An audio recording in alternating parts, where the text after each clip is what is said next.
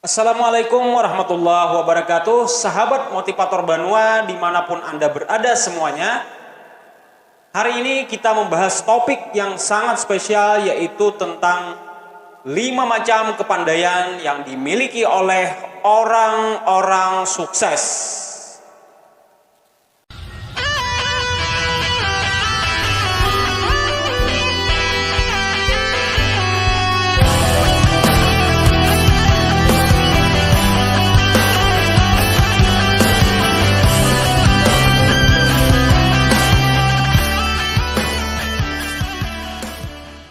Sahabatku semuanya, kalau kita perhatikan di sekeliling kita, itu pasti terdapat orang-orang yang sangat-sangat sukses. Sukses itu bisa dalam artian sukses secara materi, karir, rumah tangga, ataupun kesehatan dan lain sebagainya. Tapi hari ini mari kita fokuskan definisinya sukses itu kepada materi dulu ya, karena itu yang memang paling gampang dilihat. Dan orang paling suka mengukur sukses itu dari sisi materi ini. Nah, coba kita amati secara seksama samping kiri kita, kanan kita di lingkungan RT kita mungkin. Kita temukan di sana ada orang-orang yang paling sukses secara materi. Dan sebenarnya kalau kita perhatikan tidak terlalu sulit untuk memetakan kenapa orang ini bisa jadi lebih sukses daripada tetangga-tetangga sampingnya. Walaupun ini mungkin berkaitan juga dengan konsep takdir dan lain sebagainya. Namun hari ini kita lebih memfokuskan kepada 5 macam ciri yang membuat orang sukses ini berbeda dengan orang yang rata-rata kebanyakan, atau boleh kita katakan mungkin mereka secara materi itu berada di bawah daripada kita.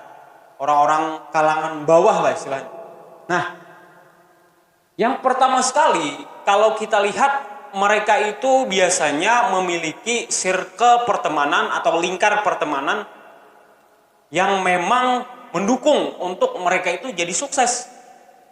Kita lihat misalnya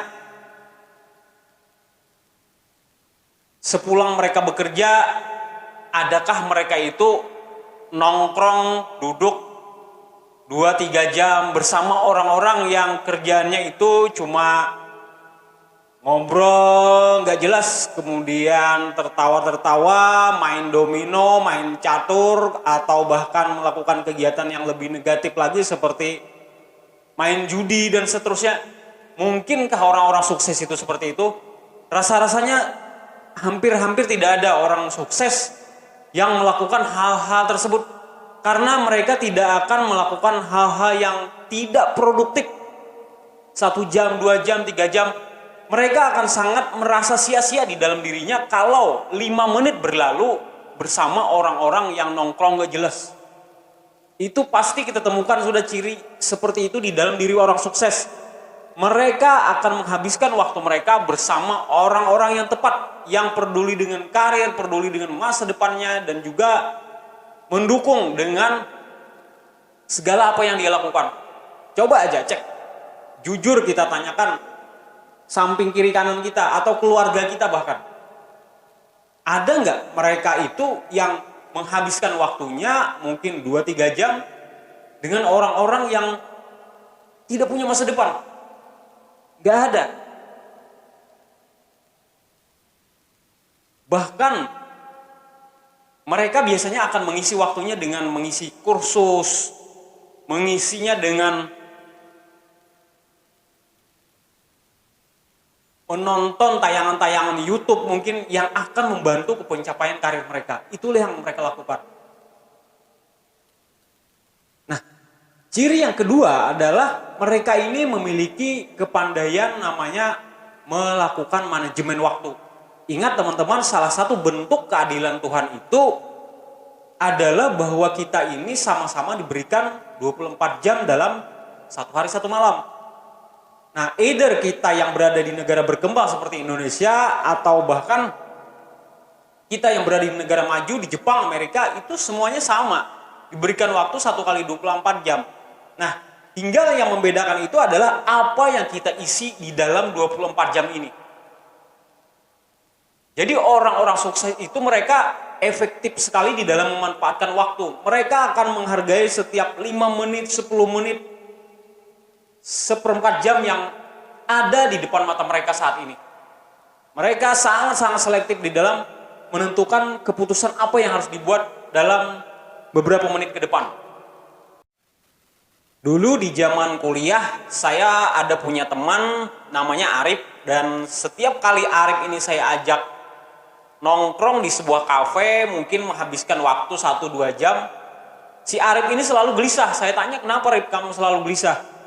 Dia bilang, saya duduk di sini, artinya saya menghilangkan 2 jam saya kebiasaan untuk menyusun vocabulary dalam bahasa Inggris. Nah, dia merasa sangat rugi sekali kalau dihabiskan 2 jam itu hanya untuk ngobrolin tentang, kalau zaman kuliahan itu ya biasanya kita nggak jauh-jauh pembicaraannya dari masalah cewek, ya kan, kalau kita cowok. Nah, dia ngerasa sia-sia pada saat itu. Dan alhamdulillah saat ini memang terbukti faktanya bahwa Arif sudah memang sangat sukses secara materi. Kemudian saya perhatikan juga teman-teman yang lain juga sama, ketika mereka memiliki kecenderungan untuk tidak mengisi waktu mereka dengan hal-hal yang sia-sia, apalagi tidak produktif, itu saat ini mereka memang suksesnya itu berada di atas rata-rata. Itu saya perhatikan hampir setiap mereka yang pandai mengisi waktu, memanajemen waktu, itu berhasil jauh di atas mereka yang dulu suka nongkrong sana sini.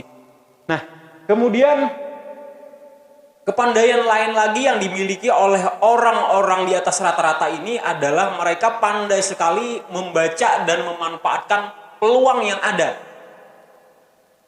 Orang di samping kita mungkin jualan pisang goreng. Kemudian sampingnya lagi ada lagi pisang goreng. Nah, oleh si orang yang pandai membaca peluang ini, dia akan melihat pisang goreng apa lagi nih kira-kira yang kalau saya bikin ini bakal happening, dan dia akan kaji itu. Dia akan kaji, dia akan memanfaatkan waktunya, juga pertemanannya tadi itu. Mungkin dia tanya-tanya resep segala macam, dia kumpulkan bahan-bahan itu. Kalau dalam agama Islam itu kan kita yang paling ditekankan itu adalah iqra, untuk membaca. Jadi pandai membaca situasi, bukan hanya membaca buku atau membaca kitab suci, tapi lingkungan dia mereka baca, peluang-peluang yang ada tersedia di sekitar. Pisang goreng itu dia olah, dia manfaatkan betul. Dia bedakan dengan para pesaingnya, dia cari keunikannya itu di mana, lezatnya itu di mana, apa yang kira-kira bisa mendatangkan konsumen. Dia bikinlah mungkin pisang goreng dengan rasa coklat, topping coklat, campuran ini itu segala macam, yang pada awalnya unik, orang tertarik untuk datang, tapi juga orang akan mendatangkan konsumen yang lain lagi karena mereka puas dengan rasa yang terhidang oleh si pisang goreng ini. Nah, jadilah pisang goreng ini kemudian berganda-berganda, tersebar kemana-mana, dan si orang yang pandai memanfaatkan peluang ini sukses kemudian. Nah, tentunya ini prosesnya tidak mudah, memang ada waktunya panjang tahapannya, tapi yang jelas mereka pandai membaca dan memanfaatkan peluang yang ada di samping mereka. Ada orang jualan celana pendek. Nah, mungkin dia melihat tetangganya sekitar, mungkin celana pendeknya kurang berkualitas, akhirnya terbersit ide di kepalanya, gimana caranya memanfaatkan kain-kain bekas yang tersedia di sini, yang bahannya lebih nyaman, dia bikin jadi celana pendek. Akhirnya itu ditawarkan sana kemari, itu laris. Itu contoh, dan banyak lagi hal-hal sekitar kita, bukan hanya benda-benda yang bisa dijual, tapi juga jasa, ide, dan lain sebagainya. Itu bisa kita manfaatkan. Kemudian orang sukses berikutnya itu adalah orang yang pandai memanajemen atau mengendalikan emosinya. Nah, coba kita bayangkan kalau kita berteman, berkumpul dengan orang yang tidak sanggup untuk mengendalikan emosi. Apa-apa tuh katanya biasanya pedas. Kata-katanya, kritikannya, keluhannya, dan sebagainya itu mengena ke kita, dan kita akhirnya nggak betah berteman dengan orang-orang seperti ini. Akhirnya karena kita menjauh, dia kehilangan satu peluang. Begitu dia kehilangan 2 teman, dia kehilangan 2 peluang. Dan seterusnya. Atau kalaupun orang bisa bekerja sama dengan dia, mungkin tidak akan bertahan untuk jangka panjang. Kenapa? Karena hubungan itu selalu didasarkan pada emosi. Apa-apa kan kita setiap hari itu melibatkan emosi. Kita bukan hanya melibatkan pikiran, tapi juga emosi dan perasaan yang ada di hati kita itu. Nah, begitu emosi ini terganggu, orang merasa tidak nyaman, orang akan hengkang dari kita. Ketika dia hengkang, kita kehilangan peluang. Nah, orang yang pandai mengendalikan emosi, dia akan menjadi magnet bagi orang-orang di sekitarnya, peluang-peluang berdatangan, rezeki-rezeki yang tidak terduga akan bermunculan, dan itulah yang akan dimanfaatkannya untuk meraih sukses yang lebih besar. Kemampuan mengendalikan emosi. Ini banyak sebenarnya sudah disitir oleh orang-orang saleh, para guru-guru kita, ustadz-ustadz kita, juga para motivator. Biasanya yang paling dijual itu adalah kemampuan mengendalikan emosi, atau dalam istilah agama itu disebut dengan sabar. Nah, ketika kita berhasil memaintain ini, berarti kita termasuk orang yang salah satunya itu memiliki kepandaian menjaga emosi, yang tergolong orang yang mudah mencapai kesuksesan. Kemudian orang sukses itu biasanya juga sangat pandai sekali untuk menjaga komunikasi mereka. Ketika mereka sudah menjalin pertemanan yang banyak, dia juga akan terus melatih komunikasinya. Gimana cara membuat orang tidak tersinggung, gimana cara membuat orang lain betah sama dia. Gimana cara membuat orang lain bahkan nurut apa yang dia katakan. Nah, ketika orang-orang ini nurut dengan apa yang dikatakannya, itu pasti jalan untuk menuju sukses itu pasti terbuka lebih lebar. Kenapa? Karena sukses itu kan salah satunya itu datang berkat tim yang kita kelola atau kelompok kerja yang kita kelola. Coba bayangkan, misalnya kita yang paling sederhana saja, tukang cukur misalnya. Tukang cukur itu walaupun dia kerja sendirian, tapi mungkin dia pasti ada memiliki tim di sampingnya. Siapa yang memasarkan brosurnya, kemudian siapa yang membuat cabang-cabang baru lagi di kota lain misalnya. Itu dia butuh tim. Nah, ketika tim itu terbentuk dan tim itu senang bekerja bersama dia, karena dia pandai sekali berkomunikasi, membuat orang lain senang, membuat orang lain betah, orang lain itu nggak terasa menghabiskan waktu bersama dia, akhirnya boom. Apapun yang dia kerjakan itu boom.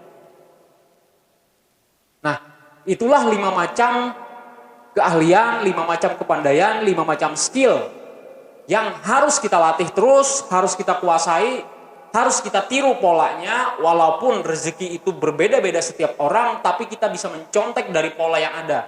Artinya tetap be yourself, be your best self, tetap menjadi diri kita sendiri, tetapi kita meniru pola yang sudah ada, di mana tadi ada 5 kepandaian. Pertama, kepandaian memilih teman, kepandaian memilih circle lingkungan kita yang ada kita bergaul setiap hari bersama mereka, kemudian kepandaian untuk memanajemen waktu, kepandaian untuk membaca peluang yang ada, dan juga kepandaian menjaga emosi kita, dan yang paling penting itu adalah komunikasi kita.